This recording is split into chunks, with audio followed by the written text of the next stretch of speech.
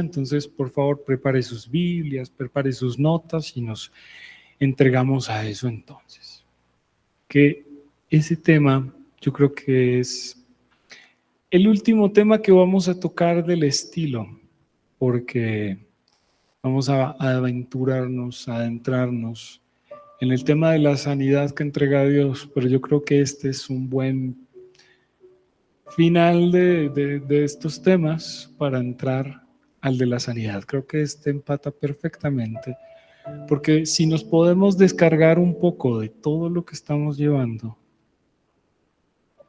deshacernos un poco del control, poder recibir sanidad es mucho más fácil. Entonces, vamos a eso. Quiero que empecemos con una historia que ya todos sabemos, que hemos usado muchas veces en los temas que tocamos aquí. Es la historia del rey Josafat. ¿Se acuerdan de Josafat? Nuestro amigo el rey Josafat tenía un problema muy grande. Tenía una guerra que no podía ganar. Una guerra que básicamente lo estaba absorbiendo por completo porque, pues, perdido eso, perdido el reino. Entonces quiero que nos adentremos un poco en ese ejemplo y eso está en el segundo libro de Crónicas, capítulo 20. Segundo libro de Crónicas, en el capítulo 20.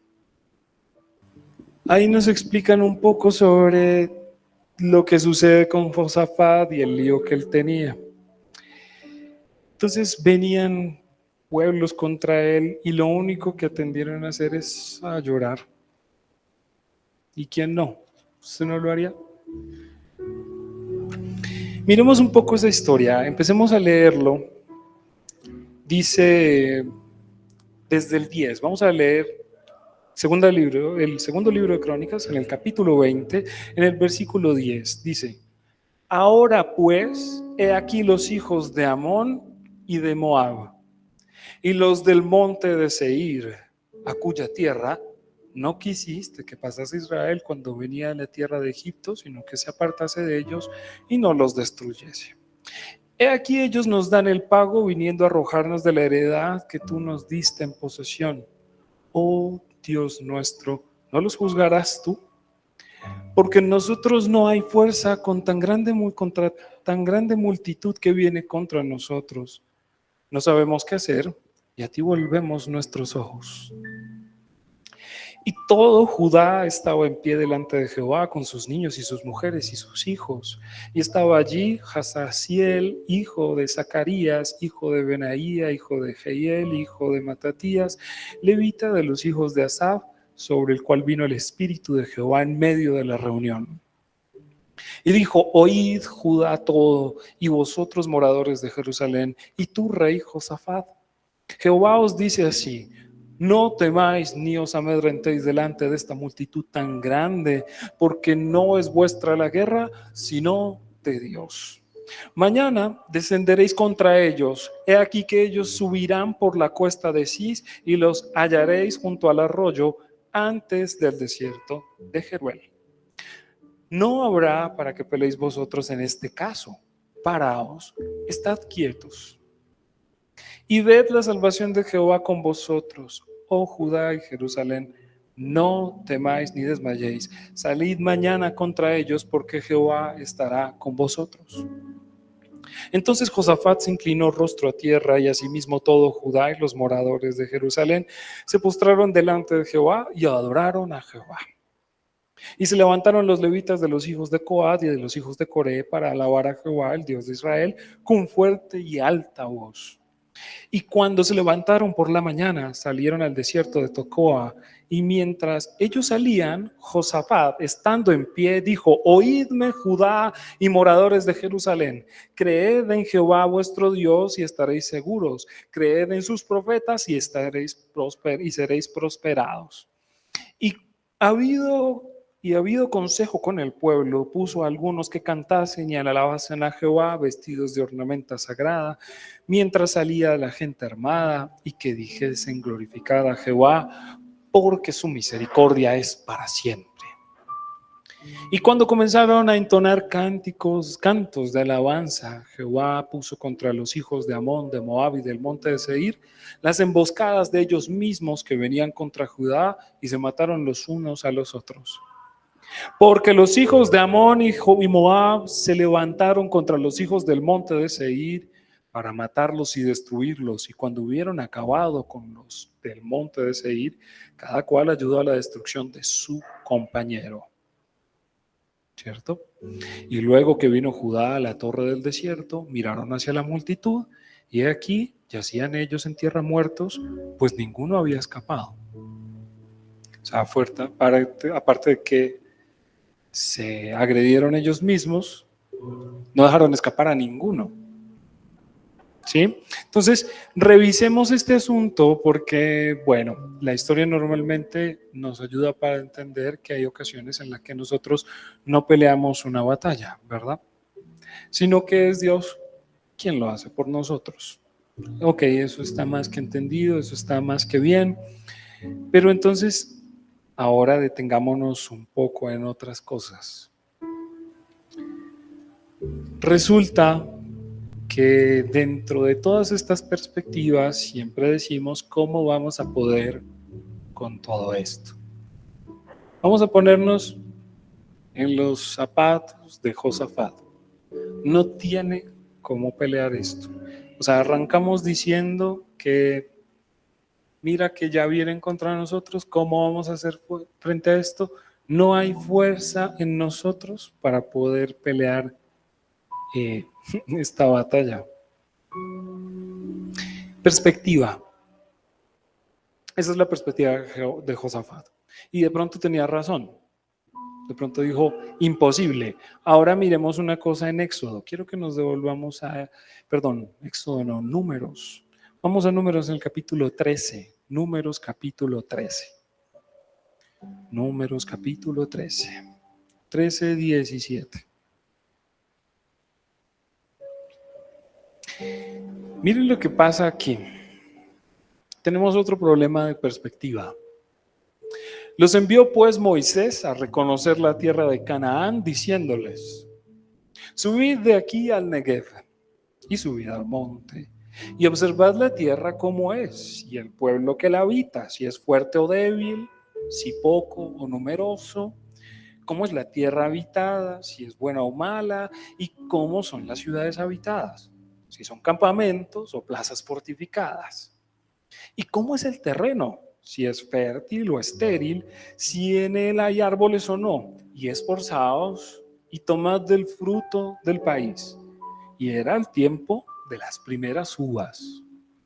Y ellos subieron y reconocieron la tierra desde el desierto de Sin hasta Rehob, entrando en Hamat. Y subieron al Negev y vinieron hasta Hebrón, y allí estaban Ahimán, Sesai y Talmai, hijos de Anac. Hebrón fue edificada 7 años antes de Zoán en Egipto. Y llegaron hasta el arroyo de Escol, y de allí cortaron un sarmiento con racimo de uvas, ojo a esto, el cual trajeron 2 en un palo, y de las granadas y de los higos. Y se llamó aquel lugar el Valle de Escol, por el racimo que cortaron de allí los hijos de Israel. Unas uvas tan grandes que la tuvieron que cargar entre 2. ¿Listo? Y volvieron de reconocer la tierra al fin de 40 días. Y anduvieron y vinieron a Moisés y a Aarón y a toda la congregación de los hijos de Israel en el desierto de Parán, en Cádiz, y dieron la información a ellos y a toda la congregación y les mostraron el fruto de la tierra. Y les contaron diciendo, nosotros llegamos a la tierra a la cual nos enviaste, la que ciertamente fluye leche y miel, y este es el fruto de ella, unas uvas que cargaban entre 2. Este es el fruto de ella, más el pueblo que habita aquella tierra es fuerte, y las ciudades muy grandes y fortificadas. Y también vimos allí a los hijos de Anac, o sea, gigantes. Amalek habita en Negev, y el Eteo, el Jebuseo y el Amorreo habitan en el monte, y el Cananeo habita junto al mar y a la ribera del Jordán. Entonces Caleb hizo callar al pueblo delante de Moisés y dijo: subamos luego y tomemos posesión de ella, porque más podremos nosotros que ellos. Mas los varones que subieron con él dijeron: no podremos subir contra aquel pueblo, porque es más fuerte que nosotros.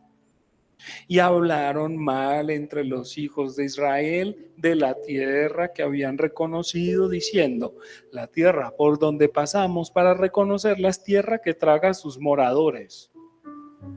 Y todo el pueblo que vimos en medio de ella son hombres de grande estatura. También vimos allí gigantes, hijos de Anak, raza de los gigantes. Y éramos nosotros, a nuestro parecer, ojo con esto, y éramos nosotros, a nuestro parecer, como langostas.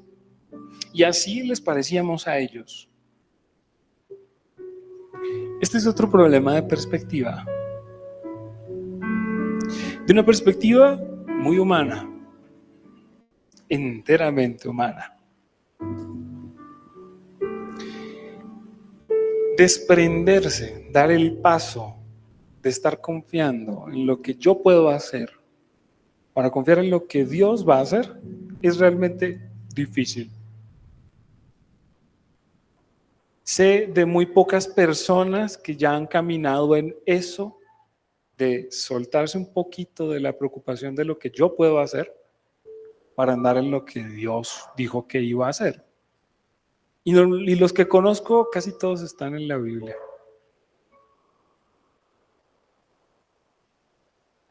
Casi todos están en la Biblia.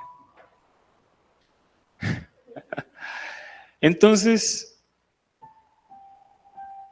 hay que detenernos en ese primer punto, perspectiva. Josafat dijo: nosotros no podemos con esto, y con razón. Seguramente eran un pueblo muy pequeño y venían un montón. Y pues estos fueron a reconocer la tierra, una tierra que les habían prometido un montón de tiempo. Les voy a poner una cosa en contexto. Estas personas estaban al otro lado del Jordán para inspeccionar la tierra que se les había entregado al segundo año de salir de Egipto. Solo pasaron 2 años en el desierto. Al segundo año, mientras eran preparados, mientras levantaron altar, mientras les daban leyes, mientras los instruían, 2 años, no más. Y luego ya estaban parados aquí mirando para allá, allá está la tierra, finalmente. Alguien tiene una gran idea y dice: vamos a revisar, vamos a hacer estrategia. Dios no mandó nada de eso, ¿no? Les aclaro. Vamos a hacer estrategia. Vamos a ir a inspeccionar y saber con quiénes estamos tratando, a ver qué. Lo chistoso es la forma en que Moisés les está hablando de esto. Cuando vienen con esa ideota a Moisés, Moisés dice algo que en lo que está hablando me parece como: bueno, hagámosles caso, a ver si se dan cuenta. Sí, bueno, Dios ya les había dicho que era una tierra que fluye leche y miel. Dios ya les había dicho que era una tierra buena. Dios ya les había dicho que Él iba a expulsar a todo lo que había ahí. Dios ya les había dicho que todo eso era una maravilla. Y Moisés les dice: vayan y revisen si la tierra es buena o mala. Pero ¿cómo así? Dios no les había dicho ya que eso era bueno. ¿Por qué van a ir a verificar? Bueno, listo. Miren si es buena o mala, si hay árboles o no. ¿Cómo es la gente? ¿Muy grande? ¿Son muchos? ¿Son pocos? Son casas, viven en tiendas, hay murallas. ¿Cómo es el fruto de la tierra? Lo mejor de todo es que van y la revisan 40 días y cuentan: es increíble, es una maravilla, pero no podemos entrar, no hay manera. Hasta el momento ya habían enfrentado otros reinos que tampoco podían enfrentar, también de gigantes. Y sin embargo, en estos dicen: no, es que hay gigantes. Son tan grandes que las uvas las tenemos que cargar entre 2. Qué maravilla, pero por allá no nos metemos. Y efectivamente dice, ciertamente es una tierra en la que fluye leche y miel. La tierra es buenísima, pero no hay manera. Alguien se envalentona, Caleb, dice, yo les digo que subamos porque vamos a poder más que ellos. Ese es uno de los tipos de los que sé que andaba en lo que Dios dijo y no en lo que él podía ver. Porque él como ellos, yo no creo que Caleb fuera el tipo más grande entre su tribu, ni siquiera, y mucho menos en Israel.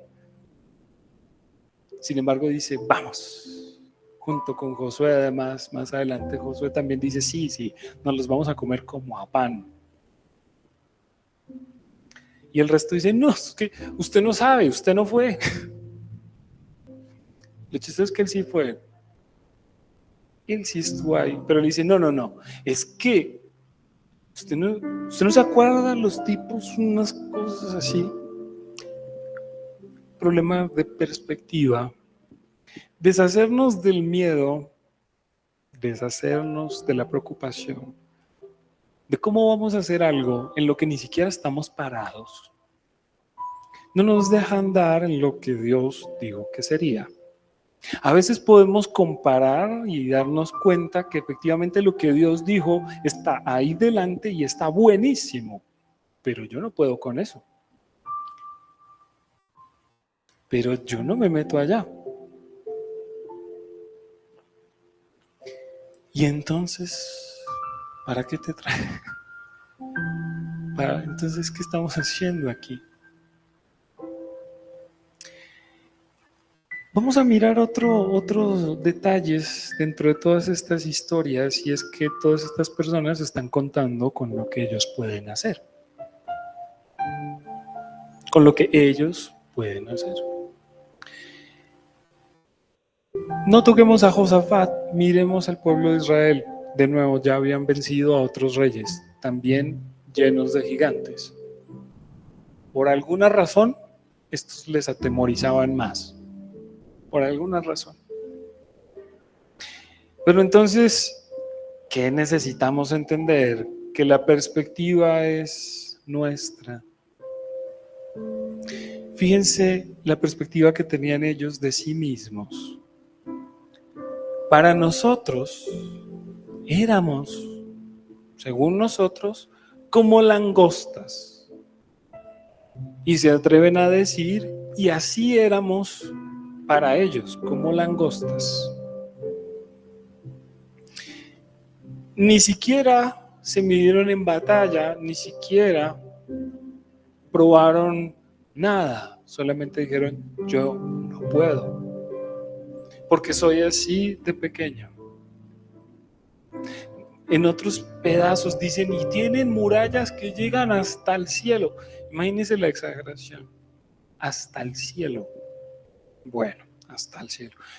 Dios les contesta también así, como ustedes dijeron que tienen hasta el cielo, pues entonces no vayan, ahora se quedan 40 años aquí, un año por cada día que se fueron a inspeccionar la tierra, así les dice. Él les responde, ahí en Números 13, ahora me lo van a pagar. Y así como ustedes dijeron, así como tanto se quejaron, porque ahí dicen otra vez, nos trajiste a morir aquí en el desierto. Nos trajiste aquí a matarnos. Estábamos mejor como antes. Hasta que él dice, bueno, 10 veces me han tentado y vamos a hacer las cosas como ustedes las dijeron. Voy a hacer como ustedes les dijeron. Ahora los voy a dejar en el desierto para que se mueran ahí. Así responder, lean Números 13. Así, tanto se quejaron diciendo que es que nos trajiste a morir aquí. Bueno, listo, vamos a hacerlo así. No era la idea, pero ahora los voy a poner en esas. Un año por cada día que inspeccionaron la tierra para después venir a quejarse. Un año en el desierto, hasta que se mueran. Me quedo con sus hijos. Lamentablemente dice, sus hijos van a cargar con la iniquidad de ustedes hasta que se mueran. Cuando se mueran, ellos podrán ser libres. Ojo con lo que dije.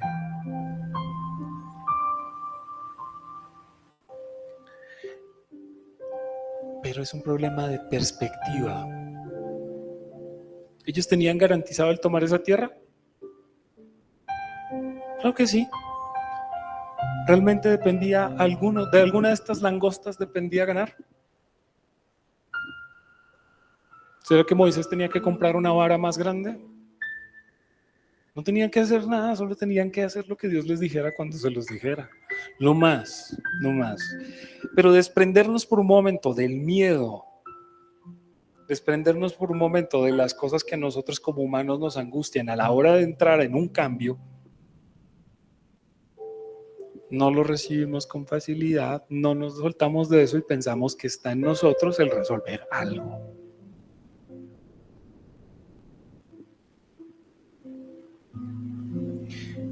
¿Y saben qué pienso?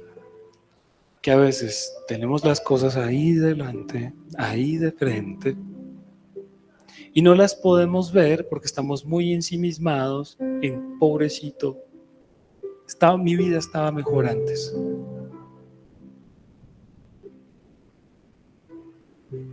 Todo me pesa, todo me duele, no puedo. Y todo lo que Dios entrega siempre tiene una responsabilidad. Todo lo que Dios entrega, todo. No se haga ideas de que esto es gratuito. Sí, de pronto Dios nos llama a un pastorado, de pronto usted quería ser pastor, de pronto no sé. Pero entonces, qué bueno, la gente rodeándote, o la gente preguntando, el respeto, tal vez la fama, lo que puede venir tal vez con los dones, con un llamado, con lo que sea. Eso tiene una responsabilidad muy grande.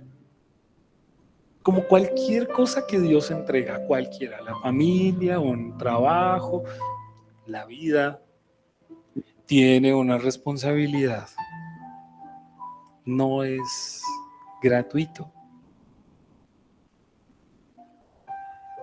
Si vamos a tomar cada responsabilidad, cada tierra prometida que Dios nos da, todas las tierras prometidas se conquistan. Todo por lo que usted está orando se conquista. Y Dios tiene un método para eso siempre distinto. Unas veces usted tendrá que accionar y otras veces tendrá que estar quieto, como dice el Salmo. Estad quietos y conoced que yo soy Dios. La quietud también es una forma de pelear algo. Y la quietud también pesa. Eso que parece que no se mueve nada, no tengo que hacer nada, ¿qué rayos? Lo mismo pasa que cuando tenemos que accionar. Normalmente no va a ser un accionar sencillo. Normalmente va a ser un paso que literalmente va a cambiar nuestra vida. No solamente por el cambio que se vive en sí, sino porque va a transformar el carácter. Pero a nadie le gusta transformar el carácter. Por ahí hay una canción que dice que somos muy buenos aprendiendo todo lo malo. Pero para las cosas buenas, ¿por qué cuesta tanto aprender lo bueno? Porque sí tiene trabajo. Usted no paga ningún precio por hacerse adicto a algo. Usted solamente se desliza por eso. Pero trate de salir o trate de corregirlo. Eso sí tiene mucho trabajo. Todas las responsabilidades que Dios nos ha entregado, la vida, la familia, el llamado, lo que usted tenga en sus manos, tiene una responsabilidad. Le va a costar. Pero si usted va a estarse quejando por cómo no puede, esto es demasiado, y no trata de asumir estas cosas y no se las entrega a Dios, usted no va a llegar a ningún lado. Ninguno aquí está con las facultades, las actitudes, las aptitudes. No hay nada que nosotros podamos realmente hacer. Nada.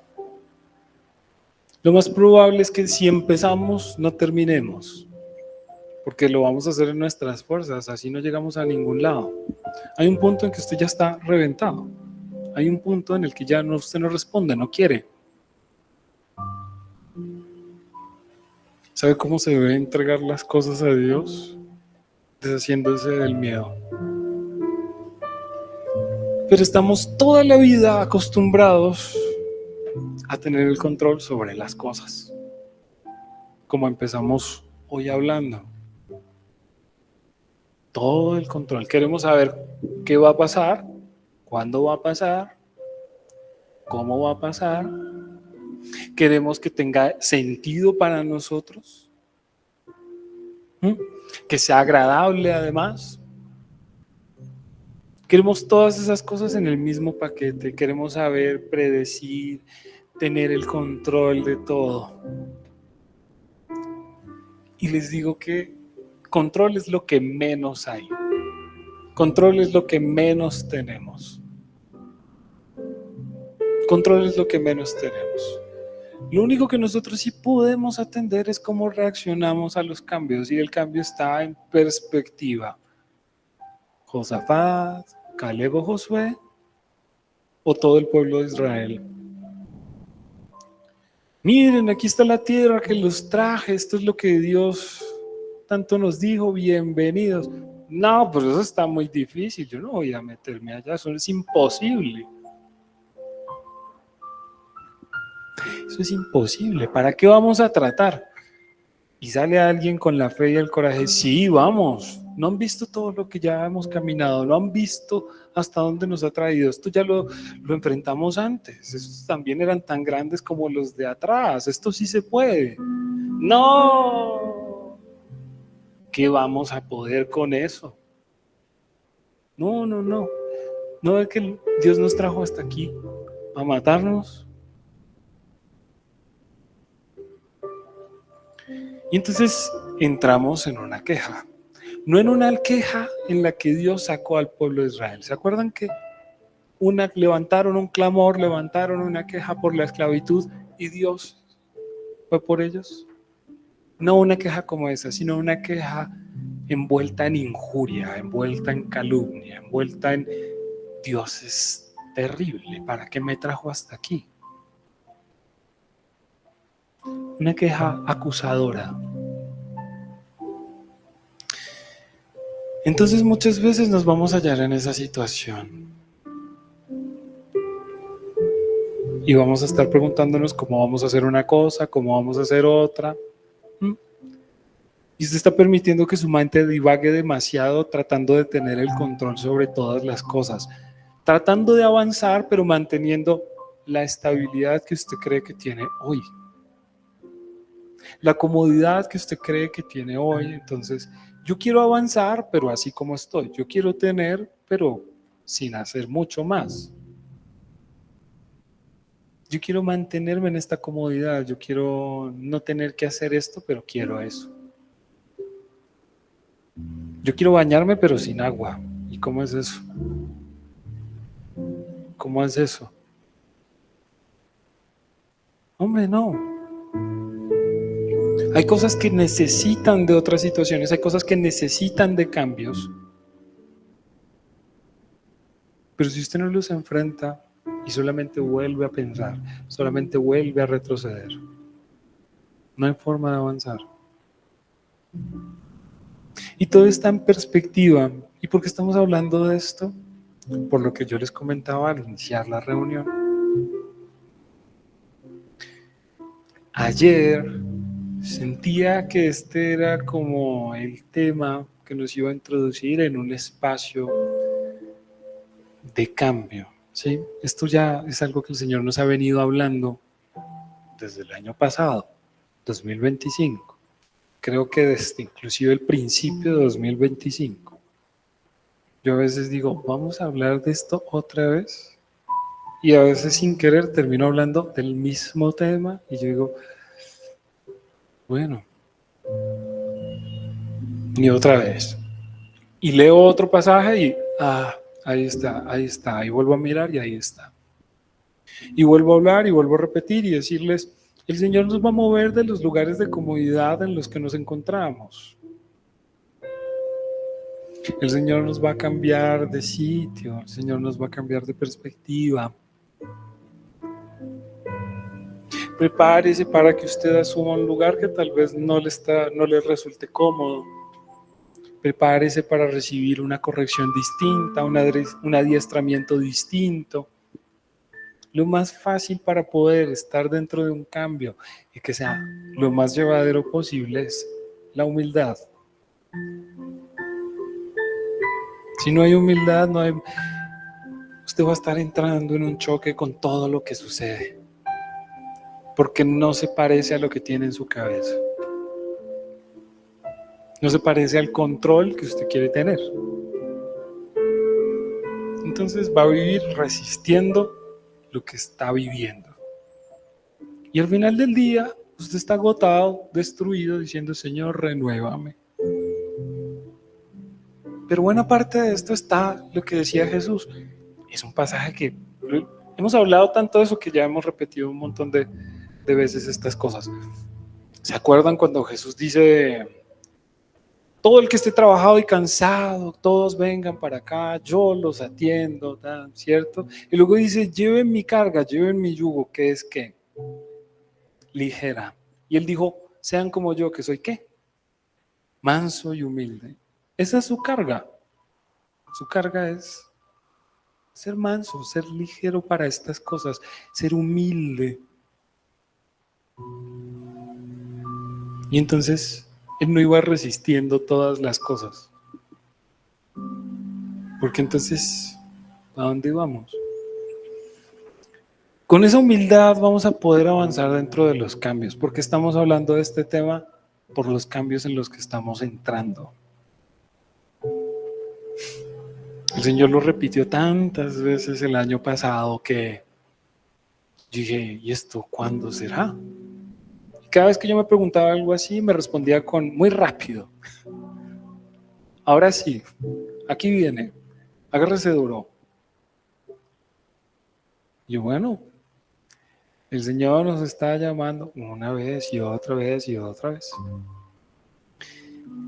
Pero ahora estoy sintiendo que este es como ese punto de quiebre, que estamos cruzando ese umbral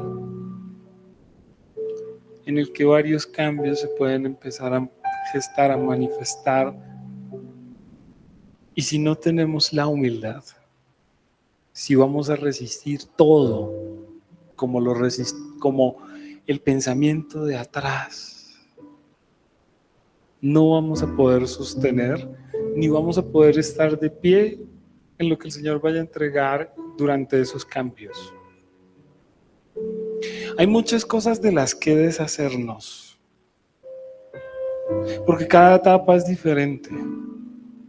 No podemos conservar todo durante toda nuestra vida. No podemos cargar ni las mismas emociones, ni los mismos pensamientos, ni los mismos recuerdos. No podemos cargar las mismas intenciones, ni las viejas maneras de hacer. Se los estoy advirtiendo ya.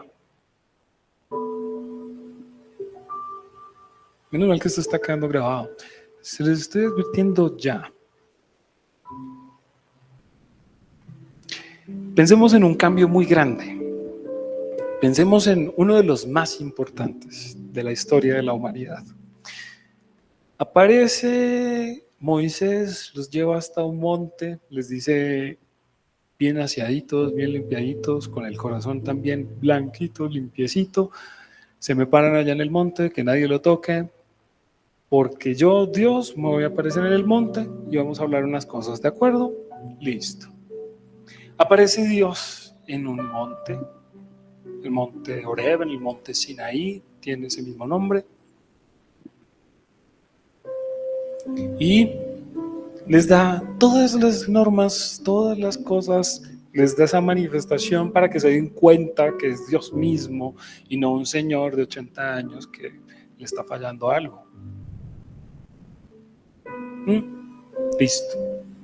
Se presenta esto y les da esas normas, empiezan a vivir dentro de eso y aprenden esto, la ley, y les dice: no se pongan a adorar nada, ni las estrellas, ni el sol, no se pongan a adorar nada de eso, ni los animalitos, nada, ¿listo? Son creación, eso no es para que se postren, pueden ser muy grandes, pero eso no hace nada, ¿listo? Y no se pongan a adorar personas o cosas porque ustedes nada vieron. O sea, ustedes no vieron ninguna figura humana o de animal mientras yo estaba en el monte, ¿cierto? Entonces no se pongan a hacer figuras de nada, porque no hay nada. ¿Qué aprendieron ellos con el tiempo y el reafirmar y es 4000 años de eso? Dios no tiene forma ni figura. Es un espectáculo de luces y un ruido tremendo en un monte cuando decide aparecer. Dios es todopoderoso, soberano, pero Él no tiene forma ni figura. ¿Listo? Ya. Lo aprendieron, lo repitieron, se lo dijeron, eso interpretaron, ya quedó así. Pasa el tiempo y llega un Señor que es la viva imagen de Dios. Es Dios caminando en la tierra. ¿Alguien pudo recibir ese cambio con facilidad? Muy poquitos. Jesús caminando, Dios mismo sobre la tierra andando. ¿Y qué pasó con los fariseos? Eso no es posible. Dios no tiene forma ni figura. Dios no haría esas cosas. Yo que lo conozco bien, Él no haría eso. A Dios no se le va a ocurrir una cosa de esas. Es más, Dios no puede hacer eso, ¿sabe por qué? Porque como ya mi maestro me dijo que eso no se puede, y el maestro de él le dijo que eso era imposible. Entonces eso no se puede, Dios no lo puede hacer. Es que Dios, no es imposible. Bueno. Y muchos de ellos se quedaron atrás y no recibieron esa verdad porque eso era imposible. Dios no puede hacer algo distinto. Eso no va a ser así. No me cabe en la cabeza algo así. Y a nivel personal vamos a tener cambios, no sé si así de grandes, pero sí cambios que pueden desafiar nuestro corazón. Y la iglesia, no solo esta, toda la iglesia en el mundo, va a entrar a una confrontación donde también un cambio similar como ese, en el que digan eso no puede ser Dios, va a ocurrir otra vez. Ahí se los dejo. Eso va a ocurrir otra vez. ¿Qué es? ¿Cómo es? No tengo idea. Pero nos vamos a ver como iglesia también enfrentados a un cambio tan grande que uno diga, no, Dios no es así. Dios es un señor blanquito, de ojos azules, como canoso, y tiene como unas iluminaciones doraditas. Y habla inglés. Dios no es así. Ese no es Dios. ¿Cómo se te ocurre que Dios va a hacer algo así? ¿Qué es? No sé, pero allá nos vamos a ver metidos. Ahora mismo también nos vamos a ver en una situación en la que estemos desafiados al cambio. Si no lo toman, pueden sufrir un retraso muy grande o vivir golpeados con la realidad porque estoy acá. Claro, esto es un castigo de Dios. Dios me trajo para morir aquí.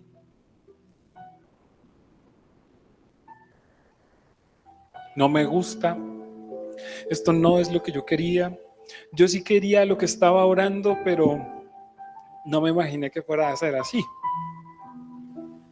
Por eso una de las frases que más repetimos es: cuidado con lo que está orando, porque se le puede cumplir. Cuidado con lo que está orando, porque se le puede cumplir. Nosotros a veces no sabemos cuál es el proceso que atraviesa una vida para que se cumpla algo que Dios estipuló y algo que nosotros le pedimos mucho tiempo. Señor, trae a mis hijos. ¿Cuál será el costo de eso? No sé. Yo creo que si mi mamá se hubiese imaginado cuál era el costo del que yo llegara a Dios, tal vez se hubiese pedido más bien misericordia.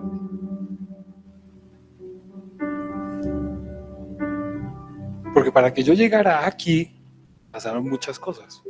Ninguna de esas agradables, ninguna. O sea, desde mi perspectiva, no es algo que yo le desearía a nadie. Porque para mí se sintió como lo peor. Que si yo lo volvería a hacer con tal de volver a estar delante de Dios, sí, claro, las veces que fuera necesario. Pero tal vez la oración de mi mamá hubiera cambiado mucho si supiera cuál era el proceso para que yo llegara aquí.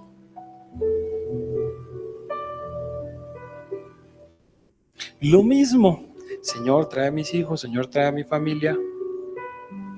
Usted no sabe cuál es el costo de eso. Y no le estoy diciendo que deje de insistir en esa oración. Pero le digo que tiene que estar abierto a notar la mano de Dios. ¿Por qué leímos hoy la oración de Ana? Porque ella estipula unas cosas que nosotros normalmente no tenemos en cuenta. Dios es muy bueno, entonces Dios siempre, todo lo que hace Dios se siente como una caricia, se siente como una brisa, se siente como un refresco, se siente maravilloso porque es Dios y Dios es bueno. Y un señor canoso, con sus canas brillantes y majestuosas, no puede ser malo, no me puede hacer algo que me duela, eso es imposible.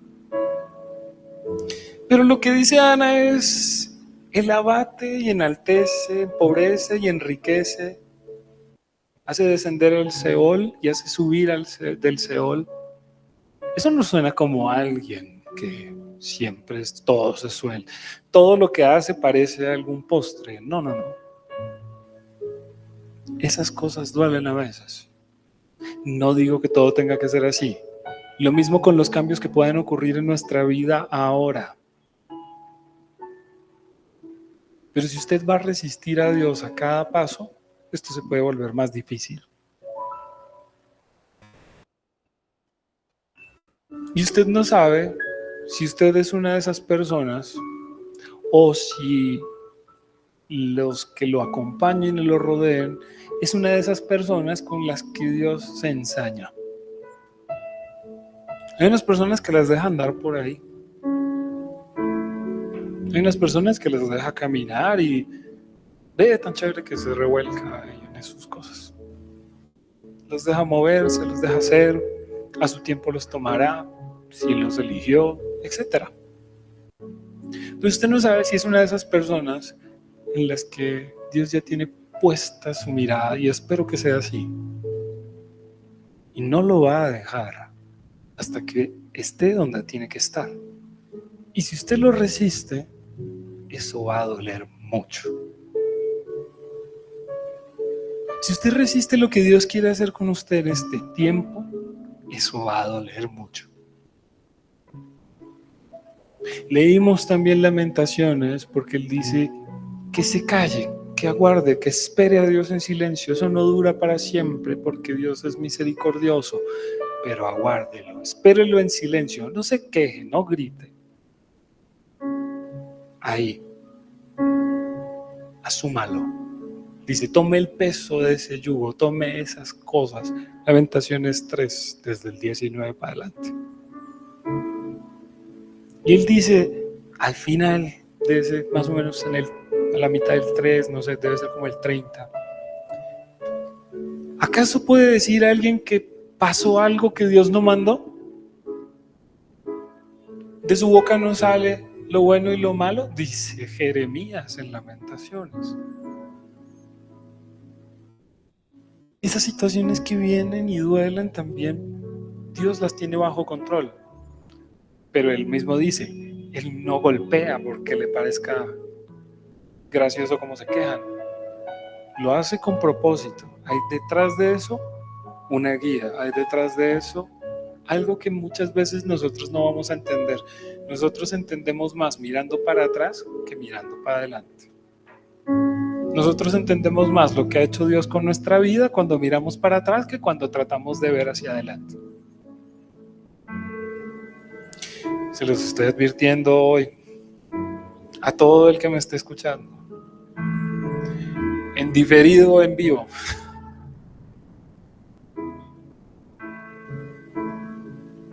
Téngase duro. No le tenga miedo al cambio, no le tenga miedo a lo que Dios puede hacer. No le tenga miedo a eso. Miren que Deuteronomio 8 dice una cosa: cuando ustedes lleguen a esa tierra donde, y miren todo lo que hay a ese otro lado, ¿no? Donde beban vino, coman de los viñedos que ustedes no sembraron, tomen agua de cisternas que ustedes no cavaron, habiten casas que ustedes no construyeron. Perdón, ¿alguno de ellos tuvo que levantar casa? No, llegaron a una casa que ya estaba hecha. Y Dios les habla de viñedos que ellos no plantaron. Es decir, ganar cosas en una sola batalla, ganar demasiado.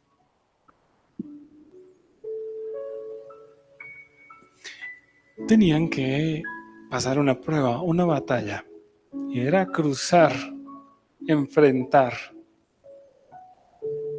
a esos pueblos que había al otro lado, solo cuando Dios les dijera y como Dios les dijera, no más. No ponerse a inventar, ¿sabe qué? Vamos a ayudarle al Señor porque es que Él no nos dijo cómo íbamos a hacer, y ya que estamos aquí, ¿por qué no mandamos gente a explorar la tierra? Miremos cómo vamos a hacer. ¿Cómo vamos a hacer qué? Hasta la fecha no habían tenido que ponerse a inventar nada. Hasta la fecha esperaban a que Dios les dijera por aquí, por allá, y a tales horas empezamos. No más, no más. Requería el poder ir a enfrentar y hacer caso a lo que Dios dijo, ya. Y después de eso iban a tener una bendición enorme, enorme. Tan grande que Dios les dice: aguántense ahí, cuando estén allá, no se vayan a olvidar de mí. Cuando estén saciados, no se olviden de mí. ¿Listo? Bueno. Podemos atravesar por cosas difíciles ahora. ¿Qué significa eso para la vida de cada uno? No lo sé.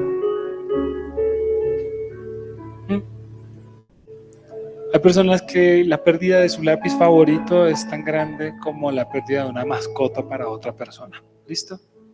Y me dice, pero es que es un lápiz. Acá la sensibilidad, la perspectiva de cada quien es distinta. Pero,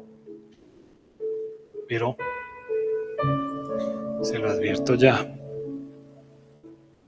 Agárrese duro, no vaya a empezar a gritar, no vaya a empezar a renegar contra Dios. Lo mejor que usted puede hacer es hacer lo que nos dijo Jeremías en Lamentaciones, en silencio, tranquilo. Que si todo lo que vemos es pasajero, porque lo único eterno es lo que no se ve, si todo lo que vemos es pasajero, significa que ese dolor, esa incomodidad, ese tiempo también es pasajero. Solo que tenemos que esperar en Él, porque hoy lo leímos muchas veces, porque su misericordia se renueva cada día, porque Él es grande, poderoso y misericordioso. Y afortunadamente, nuestro Padre, y además el ser más sabio que existe. Si usted se pone a pelear contra la situación, no vamos a llegar a ningún lado. Y no se detenga tanto a rumiar sus pensamientos, a rumiar sus recuerdos, a rumiar todo lo que algún día le hizo daño, todo lo que algún día lo ató, todo lo que algún día lo afectó. Porque entonces cada paso que dé son 2 para atrás.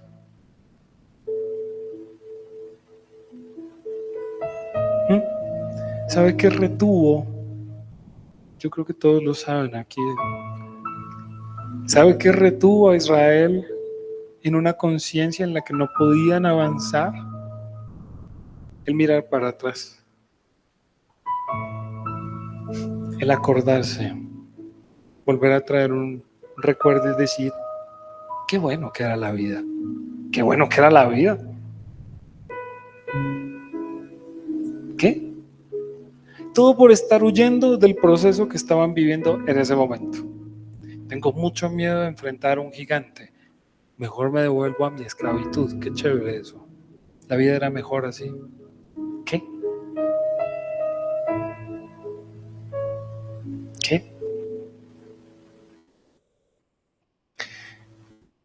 No. Y hay muchos por los que estamos orando que van a sufrir cosas que les van a cambiar la vida fuertemente. Entonces he preguntado esta cosa, me voy a extender 5 minuticos más. Se ha preguntado una cosa de ese encuentro de Jacob con el ángel. A mí me parece de las escenas más raras. Todos los que se encontraron con un ángel tenían la tendencia a postrarse, a dar gloria a Dios, a decir qué maravilla es esta.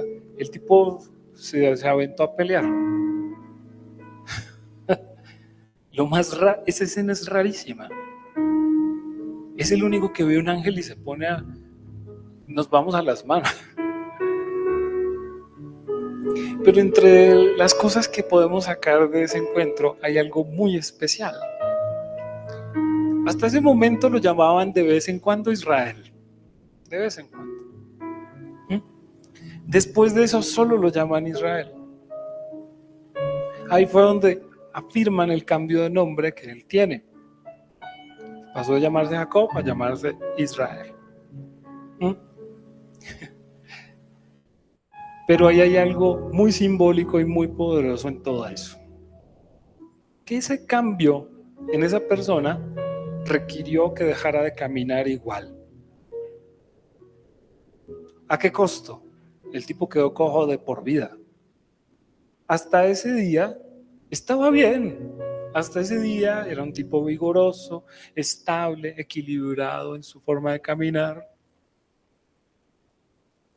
Y tuvo un encuentro con Dios, le cambió la vida, le pone un nombre nuevo, que eso es lo que significa. Y salió cojo de eso. No un día, no dos, no necesitaba un mes de descanso. Él quedó cojo siempre. Siempre. ¿Qué significa eso? Que de ahí para adelante caminó distinto. ¿Qué significa para eso simbólicamente para nosotros? Que el caminar distinto requiere encuentros con Dios que no siempre son agradables. Porque dice que se contrajo el músculo de la cadera y entonces ya el tipo quedó caminando cojo. Eso es lo que requiere. No sé si estamos entendiendo el peso de eso. Hay personas por las que estamos orando que se van a encontrar con el ángel de Jehová, al que no lo sepa es Jesús, y van a salir cojos de ese encuentro. No por un momento. Eso les va a cambiar la vida. Esa lucha les va a costar.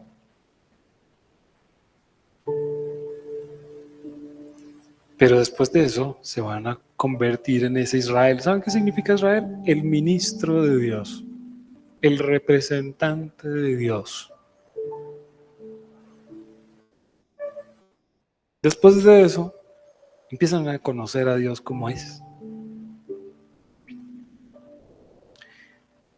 No nos hagamos como esas ideas de que todo tiene que ser alegre. Ojalá así fuera. Yo a veces me pregunto, Señor, ¿pero por qué todo tiene que ser como así? Bueno, pero yo doy gracias por eso. Yo doy gracias hoy por esas cosas que van a ocurrir, que van a cambiar el caminar de la gente y van a estar tal vez aquí junto a nosotros, rendidos delante de la presencia de Dios. Yo espero que, así como Dios tuvo misericordia de mí, lo tenga de todos por los que estamos orando. Y que tenga misericordia de nosotros, que nos sostengamos de Él, que no nos quedemos rumiando pensamientos, que no nos quedemos atorados en vivencias, que no nos quedemos en, ¿por qué no puede ser de otra manera? Estábamos mejor antes, Señor, pero ¿listo? Se los estoy advirtiendo hoy.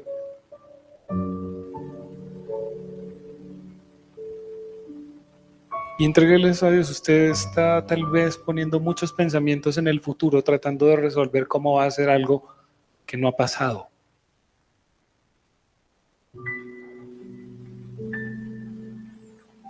y está viendo su vida fragmentada en un montón de cosas que no sabe por las cuales, cómo responder por eso. Tranquilo, Dios le va a aclarar porque se va a deshacer de algunas cosas y le va a entregar otras. Con humildad vamos a enfrentar ese cambio, con humildad, para superar ese cambio y salir a una nueva tierra en la que dé fruto y de fruto nuevo, diferente, y entremos en otro nivel. Las cosas tienen un precio.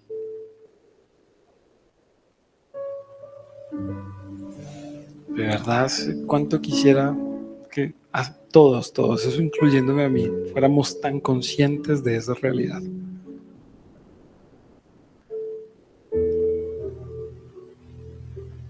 Pero la madurez está en eso, en asumir que en serio no tenemos el control, que es a Dios a quien acudimos y que los procesos se viven. Eso hace parte de todo.